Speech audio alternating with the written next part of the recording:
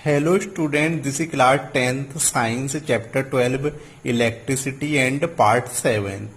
Last video में हमने देखा था रेजिस्टेंस R सीधे सीधे प्रोपोर्शनल होता है लेंथ ऑफ कंडक्टर के, यानी R प्रोपोर्शनल L, और resistance area of cross section के इन्वर्सली प्रोपोर्शनल होता है। इससे हम रेजिस्टेंस R का फॉर्मूला बना सकते हैं। अब देखो, अगर हमको ये वाला साइन अगर हटाना है प्रोपोर्शनल का, तो एक कांस्टेंट लगाना पड़ेगा। वो कांस्टेंट हमने लगाया रो। इसको हम रो कहते हैं। इसको हम लोग कुछ ऐसे बनाते हैं, इसको हम कुछ ऐसे बनाते हैं, इसे हम कहते हैं रो। अब देखो रो क्या होता है, इट इज कॉल्ड रेजिस्टिविटी। इसको हम बोलते हैं रेजिस्टिविटी, और इसको रो से हम रिप्रेजेंट करते हैं। अब देखो, इसके बाद नेक्स्ट टॉपिक है resistivity. It is the fundamental property of material that resist the flow of electric current. अब देखो इसमें क्या होता है, यह एक फंडामेंटल प्रॉपर्टी होती है कोई भी मटेरियल की। हमने लास्ट पॉइंट पढ़ा था कि जो रेजिस्टिविटी, जो आपका रेजिस्टेंस होता है आर, वह मेटल की प्रॉपर्टी पे भी डिपेंड करता है कि मेटल कौन सा है, या फिर जो हमने मटेरियल लिया है वो कौन सा है। अब देखो, जो रियल में रेजिस्टिविटी है वो आप लोगों का एक जो फंडामेंटल प्रॉपर्टी ऑफ मटेरियल ही होता है, जो कि लाइट को या फिर जो भी आपका इलेक्ट्रिक करंट है उसको मतलब बहने से रोकता है, यानी कि उसको बहने से वहां पर रोकने का कार्य करता है रेजिस्टिविटी। अब देखो, इससे हम रेजिस्टिविटी का फॉर्मूला ही बना सकते हैं, यानी कि रो का फॉर्मूला हम इसी से ही निकाल सकते हैं। रो इज इक्वल टू हो जाएगा RA अपॉन L। अब देखो, अगर हमको यूनिट ऑफ रेजिस्टिविटी अगर निकालना है तो हमको करना पड़ेगा यूनिट ऑफ R, यानी कि unit of resistance multiply unit of area. यहां पर A क्या है, एरिया है, और यहां पर क्या है, जो यहां पर L है वो है लेंथ ऑफ कंडक्टर, तो हो जाएगा अपॉन यूनिट ऑफ लेंथ।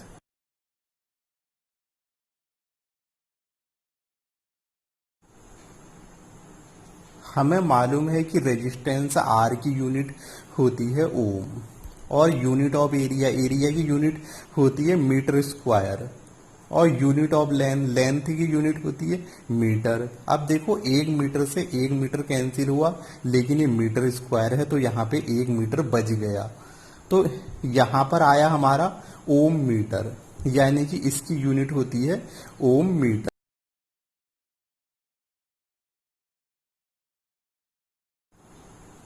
हमें मालूम हो गया कि रेजिस्टिविटी की यूनिट होती है ओम मीटर।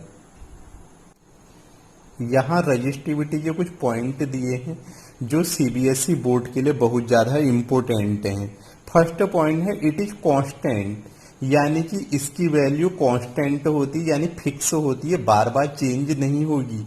यहाँ पर देखो, सिल्वर के लिए रो की वैल्यू दी है 1.6 मल्टीप्लाई 10 की पावर -8 ओम मीटर। अब देखो, इससे हमें क्या मालूम हुआ, यानी कि सिल्वर की वायर की लंबाई कितनी भी क्यों ना हो, ये वैल्यू फिक्स रहेगी, ये चेंज नहीं होगी रो की वैल्यू। सेकंड पॉइंट में क्या है, जो मेटल है और जो एलॉय है उनकी रेजिस्टिविटी यहाँ पर 10 की घात -8 से लेकर के 10 की घात -6 ओम मीटर में है, यानी कि नेगेटिव में है 0.00 कुछ ऐसे है। अब देखो, इससे क्या होगा, यानी कि आपकी रेजिस्टिविटी लो है, यानी कि रो की वैल्यू बहुत ही कम है, तो उसकी वजह से चार्ज को बहने से रोक नहीं पाएंगे, यानी कि जो भी आपकी लाइट या इलेक्ट्रिक करंट वो होगा पास, ये उसको रोक नहीं पाएंगे, इसलिए ये बन जाएंगे गुड कंडक्टर ऑफ इलेक्ट्रिसिटी। हमें मालूम भी है कि लोहा हो गया, कॉपर हो गया, यानी आयरन, कॉपर, ये आपके अच्छे कंडक्टर होते हैं इलेक्ट्रिसिटी के, बिकॉज दे आर मेटल्स।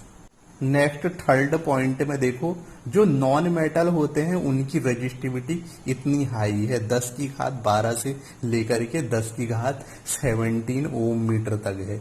अब देखो, इससे क्या होगा, यानी कि लाइट को बहने से बिल्कुल रोक देंगे, यानी कि ये जो भी आप लोगों का इलेक्ट्रिक करंट है उसको बहने नहीं देंगे आगे। इसीलिए जो आपके नॉन मेटल होते हैं वो आपके पुअर कंडक्टर ऑफ इलेक्ट्रिसिटी होते हैं।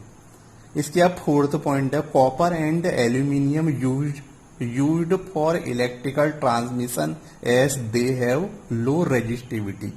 अब हमें मालूम है कि जो हमारे जो आसपास जो वायरें जो लगी होती घरों में, जो वायरें जो लगी होती हैं कॉपर और वो एल्यूमिनियम की होती हैं।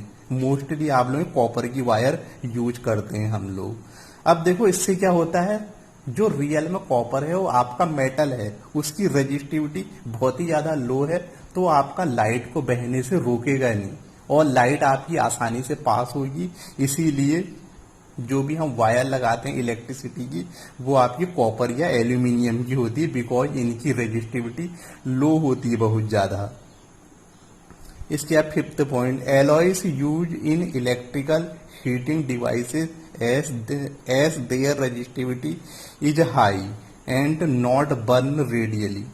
अब देखो जो भी हमारे इलेक्ट्रिकल हीटिंग डिवाइस होते हैं, मान लो हीटर है, वो क्या है, इलेक्ट्रिकल हीटिंग डिवाइस, हीटर। अब देखो वो क्या होते हैं, उसमें आप लोगों का मोस्टली हम यूज करते हैं एलॉय। जो एलॉय होते हैं उनकी रेजिस्टिविटी नॉन मेटल से ज्यादा होती है, तो ये लाइट को पास होने देंगे और ये आसानी से आपके जलते भी नहीं है। इसलिए हम इनको इलेक्ट्रिकल डिवाइस में यूज करते हैं, जो हीटिंग डिवाइस होती है उनमें यूज करते हैं। एंड नॉट बर्न रेडियली, और ये आसानी से जलते नहीं है।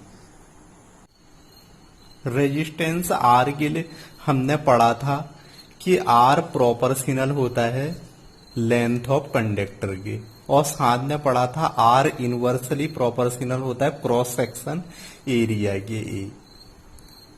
अगर हम इन दोनों को मिला दें तो हमारा एक फॉर्मूला बन जाएगा जो कि होगा रेजिस्टेंस का फॉर्मूला।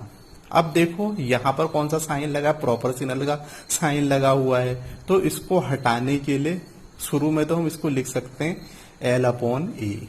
अगर हमको प्रोपोर्शनल का साइन हटाना है तो हमें कांस्टेंट लगाना पड़ेगा। वो कांस्टेंट मैंने लगा दिया यहां पर कुछ इस तरीके से, जिसको हम बोलते हैं रो, एल अपॉन ए। अब देखो जो यहां पर जो ऐसा जो हमने कांस्टेंट जो लगाया है इसको हम रियल में बोलते हैं रो, आर एच ओ। ये रियल में होता है आपका रेजिस्टिविटी, इसको हम कहते हैं रेजिस्टिविटी, इस कांस्टेंट को। अब हमें मेनली यहां पर पढ़ना है रेजिस्टिविटी। अब देखो जो आपका, अगर हमको रेजिस्टिविटी का फॉर्मूला निकालना है तो वो भी हम निकाल सकते हैं, यानी कि resistivity rho is equal to हम निकाल सकते हैं R multiply A upon L. ये फॉर्मूला हो गया रेजिस्टिविटी का, जो हमने इसी से ही निकाल दिया।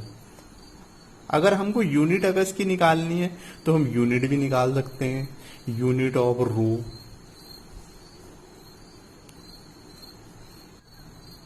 हमें मालूम है कि रेजिस्टेंस की यूनिट क्या होती है, ओम। इसको हम ऐसे रिप्रेजेंट करते हैं सिंबल में। और यूनिट ऑफ एरिया, एरिया की यूनिट सबको पता होगी, मैथ्स में पढ़ा है, मीटर स्क्वायर। और यूनिट ऑफ एल, ये भी आपने मैथ्स में पढ़ा है, इसकी भी मीटर होती है। अब देखो मीटर स्क्वायर मीटर तो ये कैंसिल हो गया, सिर्फ 1 मीटर बचा क्योंकि ये स्क्वायर में है, तो इसकी यूनिट बन गई ओम मीटर।